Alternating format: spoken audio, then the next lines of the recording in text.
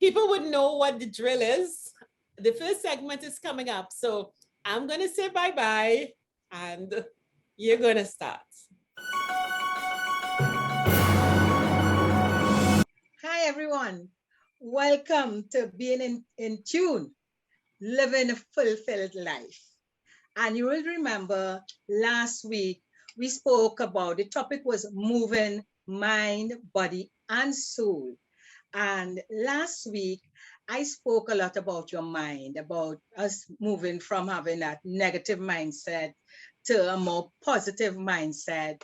And we spoke about, changing your thoughts, looking at your behavioral patterns, and just in all, living positively, especially during this pandemic. So today, what we're going to move into is moving your body. Next week, we'll do moving your soul. So it's body, mind, and soul. So today we are talking about moving your body. And I thought that it will be very great for us to have a special guest with us who would, Mweia Elias. So I want to welcome Mweia now. And Mweia will tell us all about moving your body. So Mweia. Hi, Mweia. Welcome. Hello. Yeah. Glad to be here. Yes. And I told Mweia, who's the best person to come on to chat with us about moving our body? For those of you all who don't know Mweia, Mweia is the founder and director of Empower Nutrition. Mweia is also a registered dietitian, a nutritionist, a certified trainer, and Mweia is an associate of CONEC-TIONS 50+ and responsible for our health and wellness program and for designing our health and wellness assessment. So Mweia, I know we don't have much time, but let me tell you, I have found, Mweia, and we are dealing with the 50+. Of course, I love my 50+. Yeah, and you're very good at the 50+. Okay? During this time, during this pandemic, Mweia, many of us find ourselves home a lot. Yes. It's either we overeating. I find myself eating junk. Normally, I'm not one who's eat a lot of junk. But the other thing is, when you're just feeling bored, you're looking to just relax, go and lie down or stretch out there, and you tend to get a bit lazy. Yes. The other aspect I've found is being anxious, because at this time, I guess it's only natural for us to be very concerned about the COVID, whether we're going to get it, what we should do. And I spoke last week about our mind really trying to relax, trying not to think too much of the negatives, but it's easier said than done. So in the topic today about your body, moving your body, I would really like you to share with us some ideas. What we can do, Mweia, what we can do differently. Okay, great. I love this topic, and it's such a perfect follow-on from your session last week, where you spoke about the mind. Because oftentimes when we think about stress, we think about stress only in our mind, right? We think about stressful thoughts that we're having about addiction, right? But what we often forget or don't appreciate is that stress, the stress response, happens not so much in your mind only, but in your entire body. Your entire body responds to the stress, whether you realize it or not.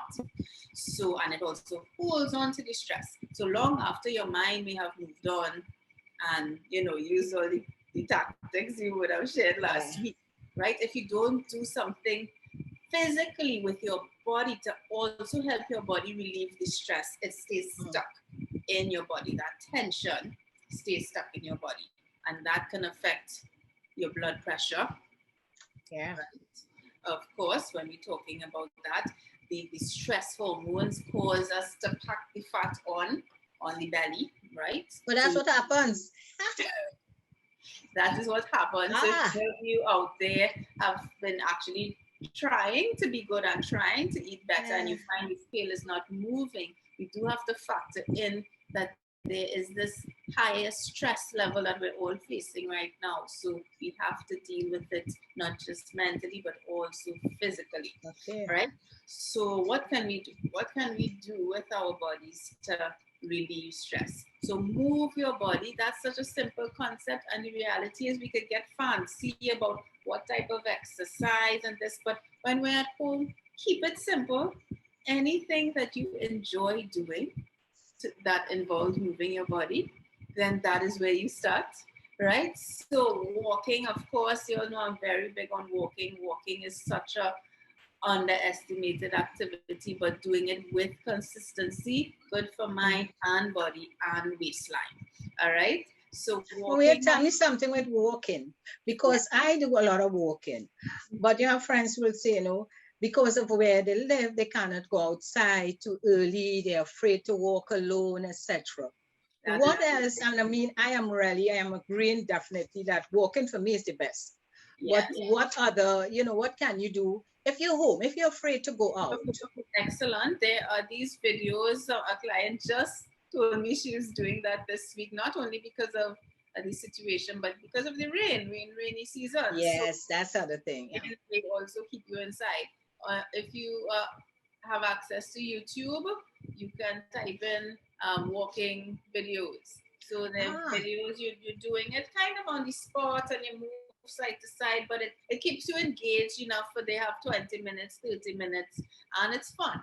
It's fun, and so it's walking movements, nothing too strenuous, but it's getting you to get that movement for about 20 to 30 minutes or longer if you have the time, right? So you have YouTube walking videos, right? Actually, yesterday I saw a friend posted that he's riding. Yeah. And it seemed like if you're riding through uphill, etc. So yeah, I must look into that. The options now, YouTube is your friend when it comes to finding exercises that you can do at home, right? Okay. My one caution, there's everything, right? There's the range, there's walking. Of course, there's the more strenuous workouts, strength training, but you can also find yoga, Pilates, stretching videos. Okay. You can type in over 50 fitness, right? Okay. And things will come up. And the most important thing when using these video resources is you want to know and appreciate your level, right? Don't get excited and come out there and then injure yourself, right? So look at it, see if it's appropriate for you. While you're doing it, if you're feeling any pain, pain in the knee, or you feel a little thing in the back, pause, slow down, and skip that move, right? That is okay. Don't feel shame. Don't feel bad about that. The beauty of doing it at home, you're going at your own pace. Yeah, you're going at your own pace. You know, as you mentioned, Mweia, aches and pains. I know sometimes, not sometimes, it is recommended that you should be cautious. Let's say you're suffering from maybe rheumatoid, that you may avoid certain things or not lift something too heavy. What would you recommend for persons who may be concerned about what type of exercise to do? Right. Definitely low impact. So nothing with jumping or, burpees, those type of things that involve high impact on your joints if you have to jump or do things like that. You also, of course, with the movement, we kind of spoke about cardio. I forgot to mention my other favorite from walking is dance, right? So, we trainees, we're not getting to go socialize, but ain't nothing wrong with turning on the music and getting down in the living room, right? But of course, those are cardio activities, something that will raise your heart rate, right? But you also want to include something that's going to strengthen the muscles. Because when you strengthen the muscles, you strengthen the joints and the bones as well. So that would involve basic movements. You don't have to have any fancy equipment. If you have dumbbells, great. If not, you pick up a 5-gallon water bottle or something with a little weight, some heavy cans of peas or something, and you use the muscles, right? Because it has a different effect than the cardiovascular, the walking, the dancing, the swimming, the riding, right? So and also, Mweia, I know, and I learned that from you also, when as we get older, as we age, our Yes. muscles weaken, and we have to pay attention, a lot of attention, to strengthening our muscles. Yes, and they don't just weaken, they actually get less. So they Oh, shrink. you It's a lose muscle. You lose muscle mass. Yeah. So you actually want to prevent that. It's called sarcopenia, i.e. Okay. loss of muscle. Is actually considered a medical condition, Yeah. right? But it's very common as we get older, and I believe it really does take down the quality of your life as you age if you don't keep that. I like to shout out my men. Yes. Who, you know, you all tend to focus on the upper body and the chest, but a lot of older men, you see their legs, their quad muscles, their thigh muscles, their thighs get very small, right? So when you see that happening, that's not good. So you want to make sure you're working the legs, at doing strength exercises for the legs as well, because when those thigh muscles, for women as well, but the difference being our thighs may not get small, they may just get fat. When we lose muscle in our thighs, the men's thighs get small, ours just get fat, right? But either way, if you're losing muscle in your thighs, that causes problems with the knee or makes knee problems even worse, right? So that's something to think about. So you're strengthening lower body, upper body, of course, arms, back, core, right? You always think about how we can strengthen the core. And the other one that we always forget to strengthen is the other part of the core. This is the front of the core, but then we also want back and right? Want to strengthen those glutes, because when the glutes get weak, that's when we start to have more back problems. We start to lean forward. The back gets weak, we start to do this. And we're not about that here in the 5.8G group, right? We know we don't want any people walking around like this, right? Because no, definitely not. And that's interesting, because sometimes I do see, you know, women walking like this, more women than men. Somehow I see more women than men walking bent. And I wonder about that. How do we prevent, you know, becoming like that? Yeah. Back muscles, your glute muscles, and I'd like to say, when we're talking about glutes or BAMC, as we Trinis like to say, bottom, bottom, see however you want to call it. It's not about the size, right? So just you say, well, am my bottom strong because it's big, right? So this is not about size; it's about strength. Right? Yeah. So there's one move I'll throw out there. I can't demonstrate, but you could always Google, YouTube it. Bridges, right? Bridges on the floor. Excellent for helping to build up the strength in the back of your body, glutes, your lower back. So that's a one you could look up on. And I try to do that every morning, even for myself, because that's an area that can easily lose strength and causes back pain. What's called rigid? Bridges, like a bridge. Oh, bridge, yeah. Bridge. Okay. Yes. And both men and women is recommended for? Definitely, yes. Okay.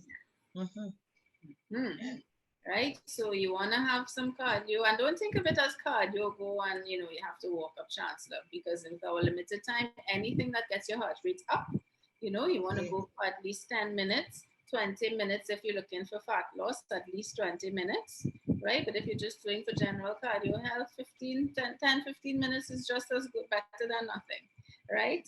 Strength, similarly, doesn't have to be a whole hour. You just want to do something that's going to challenge those muscles to get a little stronger.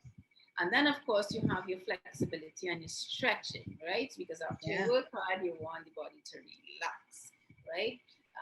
So the one thing I wanted to highlight today is talking about breathing as well. So you have during exercise, breathing is very important, right? So whether you're doing the cardio or the strength, making sure that you're taking full deep breaths. Inhale, usually inhale on the easy part and you exhale on the harder part, right? But you utilize it. Think about becoming aware of your breath while you exercise, right? One of the biggest mistakes people make is they just go and then they start, next thing you're panting. Yeah. When you're panting, if you get to the point where you are, breathing heavily from your chest and panting, your body thinks that you are under stress, right? So Tell me something. Sorry for cutting you, Julie, but in terms of the breathing, would you recommend? I always wonder about that. Should we breathe before we start the exercise? Stop in between, breathe after? What would you recommend in terms of timing? Okay, great question. So if you don't breathe, you will die, right? So you want to breathe before, during, and after, right? But it is a great idea, actually, that I started utilizing, especially with my clients with high blood pressure. I recommend before you start your exercise, and this is where a little stretching, warm up is important, right? You take that warm up period before you get into it to do some deep breathing and oxygenate your body, because you'd be surprised how you get energy just from that to have a better workout, right? So in that, take about 2-3 minutes before you start working out, just to do some inhale. Excellent. Right? You do that about 20 times. 20 nice deep breaths. Just breathe. Don't think about how you're breathing. Just try to take full deep breaths. And when you exhale, like really push it all out. Right? You'll be surprised how that alone will energize you and you'll have a better workout. Right? But that is more in the contents of working out. During the exercise, if it's cardio, you just breathe normally. But you become aware again of how much you're inhaling versus how much you're exhaling. Right? I recommend inhale through the nose. If it's a low intensity exercise, you can exhale through the nose as well. Just normally, right? But as your heart rate starts to go up, you would feel the need to exhale through your mouth. So you inhale through the nose, exhale through the mouth. Okay. Right? I don't recommend inhaling through your mouth at all, which was an issue when people trying to exercise in the mask. So I feel like it's better to stay at home and exercise without your mask, especially if your fitness level is not that good, and to try and go outside with this mask and you're not able to breathe properly. Right? That's a great tip, Mweia. I was not aware of that. So at least you know if you have that problem, exercise at home so you can breathe properly. Breathing is very important. Right, and then we want to talk about either after the exercise, or this can be done anytime, any time of day, breathing for relaxation, right? As we just started talking about relaxing, it helps relax the mind, but also the body, right? So I'm just going to do a quick, there are many different ways you can do this, but I'm just going to go through one technique, right? It's called let's call it the 4-7-8 breath. Or for today's purposes, let's stick with 4-6-8, which means we want the inhale to be 4 counts, right? Then we're gonna hold that breath in for 6 counts, and then we're gonna exhale slowly for 8 counts. So there's research showing that when the exhale is longer than the inhale, that is really the most effective way of sending the message to your body to relax. That's great to know. Yeah. Doing a shorter inhale, 1, 2, 3, 4. I will count it out. You will do it with me. Well, let me do it with you. Yes, let's practice. All right. So just take a couple of deep breaths normally. I like to put one hand on my chest and the other on the belly. Yes, so you can feel everything moving. I'll just take a normal breath and exhale, push as much air out. Good. And now we're going to inhale for 4. Inhale 1, 2, 3, 4. Hold it. 1, 2, 3, 4, 5, 6. And exhale through the mouth. 1, 2, 3, 4, 5. A little more. 6. Empty those lungs. 8. And inhale. 1, 2, 3, 4. Hold it. 1, 2, 3, 4, 5, 6. And exhale through the mouth. 2, 3. Really push it out. Use your abs to help push it out slowly through the mouth. And relax. So that's a simple 4-6-8 breath. And if you do that about 5 times, you will feel so relaxed, you might want to fall asleep. Yeah, you actually feel a cleansing going on within the body, Mweia, with that breathing, yes. Yeah. So Okay. that's for today, and actually practice it. Don't just watch us, because when you feel it, you can really feel the difference. Yeah. So Mweia, I am so happy as usual for you to be with us. We'll keep having you on. Yes. And for our viewers, there's so much to talk about when it comes into health and wellness. So this is just us talking about moving your body this evening, and with Mweia giving us some very, valuable tips. And Mweia, definitely, I am telling you, this will help us through this period. I hope so. Thanks so much. Thanks again. You stay safe and keep well. Okay, bye.